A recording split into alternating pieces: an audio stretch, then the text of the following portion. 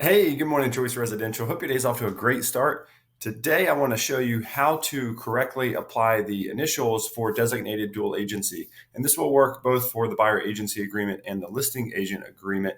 I just want to show you an efficient way to do it to make sure you're not struggling and to make sure that your clients, whether buyers or sellers, are always initialing the correct spot.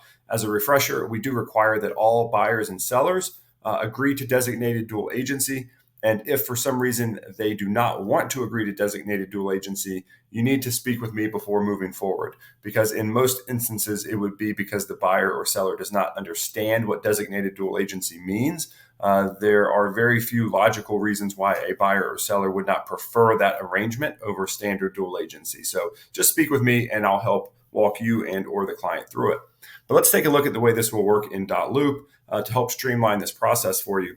So I've already added two buyers to this transaction, and I'll show you what happens in terms of how the initials get assigned when we autofill the agreement. So when I click on this, and we're going to autofill so that it will automatically assign buyer and seller initials, as well as input any information that may be relevant.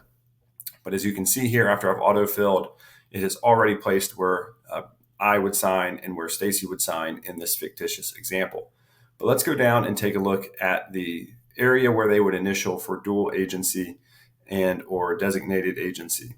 So you can see it has automatically placed our initials here to allow for dual agency, but it has not done anything here for designated agency. So you will manually need to adjust this. It's important that when you assign these initial blanks, so we click assign field, that you are not selecting anyone. This will provide an opportunity for a client to misclick or bypass that initial. So go ahead and select each of the buyers so that the system will require that they initial these blanks. Now down here for exclusive representation, it's important that if it says buyer, that means that it's an optional place where a buyer could initial if they click it. We want to remove the option for the buyer to initial exclusive representation. So simply click on that. And where it says assign to buyers, that means either buyer could initial it, assign it to no one. Do that for both of these blanks when you have more than one buyer. And that will remove the opportunity for the buyer or seller to initial this blank incorrectly.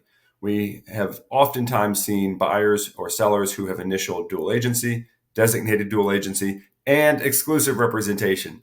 Of course, that is not an option. They can't have all of the above. So we want to make sure that they're not accidentally placing their initials here and that you aren't overlooking that as you are reviewing the signed form. So hopefully this helps you understand how to get these initialed. If you have any questions about this, please reach out to me or to Kelly, and we will help get you the information and strategy that you need. As always, if you have any questions, don't hesitate to reach out.